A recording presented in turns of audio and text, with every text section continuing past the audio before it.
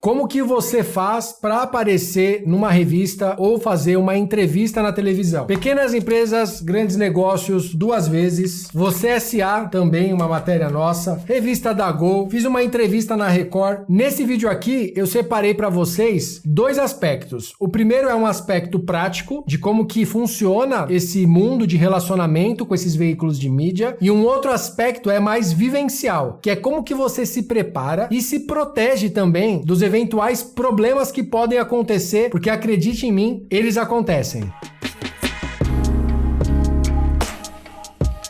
Fala pessoal, tudo bem? Eu sou o Vitor, eu sou sócio aqui da VegPet, que é uma empresa de produto saudável e ecológico para pet. Eu fiz toda uma jornada de uma startup convencional, fiz o MVP, fiz captação de investimento, lancei uma marca de produto própria, que é a ração da Bicho Green. Aqui no canal do e-commerce eu compartilho o que eu vivo no meu dia a dia para você aplicar no seu negócio. Essa matéria aqui da Pequenas Empresas, Grandes Negócios foi a de 2021, se eu não me engano, de novembro de 21. E aí aqui mostra, né, um detalhamento, mas foi uma reportagem falando lá das rações, de como que a gente foi o faturamento, que a gente esperava dobrar de resultado e de fato a gente conseguiu dobrar o resultado. Essa é uma outra Pequenas Empresas, Grandes Negócios com a matéria maior. A foto a gente fez lá no Parque do Ibirapuera, também tem um bastidor legal para contar. Inclusive nessa aqui, eu vou ler um trecho para vocês, para trazer essa reflexão, essa conversa que a gente vai ter, que não necessariamente tudo que você conversar com a repórter ou com a pessoa que está te entrevistando é o que vai sair escrito na matéria. Na revista Gol também teve bastante repercussão. A gente fez a foto lá na Pets, falando lá dos produtos da VegPet. A Você S.A. foi logo que a gente lançou a linha da ração. A gente também conseguiu uma matéria de revista importante. Fora as online, que eu também vou buscar algumas referências para deixar na descrição do vídeo. E a entrevista da Record, que a gente foi até os estúdios, conversou com a repórter e foi realmente algo muito único para mim, para eu passar pela situação, porque eu não tinha ido em uma emissora grande, eu tinha sempre feito essas matérias de revista. Fiz esse roteiro pensando em conversar com vocês. Televisão e revista e esses veículos que são conhecidos são formas de aportar autoridade para um profissional liberal ou para uma empresa ou para uma marca. As pessoas, elas ainda colocam muito da confiança delas nessas ferramentas ou nesses editoriais, porque eles chegam num grande número de audiência. Não vou entrar tanto no mérito ali se você deve ou não deve buscar essa estratégia, porque no vídeo de hoje eu vou falar para você se você deseja, e eu até recomendo, se você tem um projeto bacana que você faça esse tipo de trabalho, quais os passos que você precisaria seguir para alcançar um objetivo de uma matéria de revista ou até eventualmente uma entrevista na televisão. É importante também ter em mente que a gente está nesse mundo digital e tá toda uma movimentação dos veículos tradicionais também indo para a era digital. E a gente está sempre disputando a atenção das pessoas, que é o clique. Então, por isso que a gente tem as manchetes sensacionalistas, eventualmente pode ter uma alteração no conteúdo que foi falado para que a matéria fique mais apelativa ou que ela puxe para um viés determinado daquela linha editorial. Então, também tem formas de você se relacionar para você evitar esse colateral negativo caso você tenha um projeto. Para exemplificar com realidade, como eu sempre faço aqui no canal do e-commerce, inclusive se você gosta desse conteúdo de uma pessoa que está há 10 anos já empreendendo no online com e-commerce, compartilhando tela, mostrando ferramenta, trazendo estudos de caso de um negócio real, faz a inscrição, manda esse vídeo para alguém, deixa um comentário participando da comunidade. Isso é muito importante para eu seguir com a produção dos vídeos. Então aqui na Pequenas Empresas, ela trouxe a seguinte referência, entre aspas, como se eu tivesse falado isso. O Rufo se coçava muito e enchia a casa de pelos. Como o Ramos era vegetariano, achou que seria uma boa ideia adotar a mesma dieta para o bichinho, aspas, colocando como se fosse algo que eu tivesse falado. Não fazia sentido eu evitar carne e dar resto de cadáveres para meu melhor amigo. Eu nunca falei nada disso nessa entrevista da matéria da reportagem, e eles criam todo um contexto ali para deixar mais apelativo, seja para a pessoa que está escrevendo ou para a pessoa que vai ler a matéria. Existe toda essa parte do vegetarianismo, do veganismo, dos produtos que a gente trabalha na loja, que não é o objetivo desse vídeo. Isso poderia poderia ter acontecido comigo por conta dos produtos, mas também pode acontecer com você, independente do nicho que você está empreendendo. Poderia ter sido só um mal entendido? Nesse caso, não. Porque a pessoa, quando ela coloca entre aspas, é exatamente aquilo que você comentou naquela reportagem. Já aconteceu de ter alguma informação diferente em outras matérias que pode ter sido um mal entendido? Com certeza. Porque às vezes você fala uma informação ou até mesmo você prepara um resumo ali dos dados, dos números, dos fatos do seu negócio e aí a pessoa às vezes fez uma outra pesquisa de tamanho de mercado, buscou um outro referencial diferente daquele que você citou. Nesses casos faz parte, é a regra do jogo. Se fosse um erro que realmente te prejudicasse, não só algo que é mais conceitual, filosófico, como que aconteceu na Pequenas Empresas, você pode entrar em contato com o veículo e pedir para eles fazerem uma notinha e normalmente numa outra edição sai um rodapé ali bem pequenininho falando que teve algum problema. Sabendo disso, tem uma outra parte nessa relação de mídia que também é importante vocês terem ciência. Existem programas de televisão, colunas nesses veículos impressos que você pode pagar para aparecer dentro dessas reportagens. Nós nunca pagamos para aparecer na reportagem. Você normalmente contrata um serviço de assessoria de imprensa que vai te assessorar para conseguir fazer essa ponte entre mídia e os produtos da loja ou um tema específico que está acontecendo ali no seu negócio. Agora eu quero te fazer uma pergunta. Coloca aqui nos comentários. Você conhece alguém próximo que já saiu numa matéria de revista, que já fez uma entrevista na televisão e o quanto que você dá de importância e credibilidade para quando um projeto aparece nesses veículos? Isso te ajuda a confiar mais na marca? Só coloca assim, sim, confio mais, ou se te gera alguma desconfiança quando você vê esse tipo de matéria. É legal de eu ter um termômetro também para saber como que vocês percebem as marcas. E hoje, depois de ter passado por várias situações diferentes, no início ali, quando você tem o primeiro convite para sair numa revista, existe uma empolgação enorme, você fica realmente vislumbrado porque parece algo transformador, que todo mundo vai ver o seu projeto, vai ver os grandes números que você alcançou, e à medida que você consegue ter mais frequência, você vai acostumando com a situação. Então, na minha visão, é importante você ter uma estratégia de relações públicas que esteja alinhada com a estratégia da sua empresa. Não adianta sair numa reportagem e depois deixar todo esse trabalho de lado. Você tem que estar aparecendo constantemente para formar a marca e a percepção de valor do seu projeto entre o público que consome aquelas revistas. Então, como que a gente faz para conseguir uma matéria numa revista ou eventualmente conseguir ser convidado para fazer uma entrevista na televisão? Eu separei alguns pontos para a gente olhar. O primeiro deles é você ter uma assessoria de imprensa, que é essa pessoa ou a empresa que faz a ponte entre um release, que é um material que vai descrever para o jornalista uma pequena história, uma pequena narrativa de um produto, de um lançamento, ou mesmo de uma contratação de um executivo para a empresa. Eventualmente, uma rodada de captação de investimento pode virar pauta para algum portal de revista, de notícia. Então, o que eles fazem? Eles conversam com a parte da diretoria da empresa para entender quais as histórias e quais os veículos possíveis que você pode adequar àquela história. Então, você poderia entrar num editorial de economia, você poderia entrar num editorial de cotidiano, você pode entrar num editorial de finanças, de inovação. Então, a pessoa que faz essa prestação de serviço, ela vai conseguir conectar essas duas pontas. Você mesmo poderia criar o seu release e não ter uma assessoria de imprensa? Sim, você também pode fazer dessa forma. Olhando as matérias disponíveis nos portais, você vai entender como que é a redação dessas matérias. E hoje com o ChatGPT, você poderia usá-lo para falar para ele redigir um release sobre um texto que você criou, fazendo as citações de frase, atribuindo aos sócios as citações, e ele vai criar algo muito profissional já na linguagem correta. Agora, passada essa primeira etapa de entender o seu negócio, os diferenciais que você tem no seu negócio para comunicar para a mídia, seja, de novo, lançamento de produto, captação de investimento, um faturamento, uma inovação, algo que esteja alinhado com o momento atual, você, independente de estar com assessoria ou de estar fazendo um release próprio, precisa do Networking. A assessoria, ela sabe se relacionar com os repórteres, tem os contatos das pessoas e você também poderia tentar fazer isso de uma forma independente, que eu vou te falar como que dá para fazer. Só antes tenha essa sensibilidade estratégica de, ao abordar um jornalista, um colunista, você já trazer alguma informação que você sabe que tenha relação com o tipo de informação que ele traz na coluna. Não vai falar, eu tenho algo aqui que é muito disruptivo,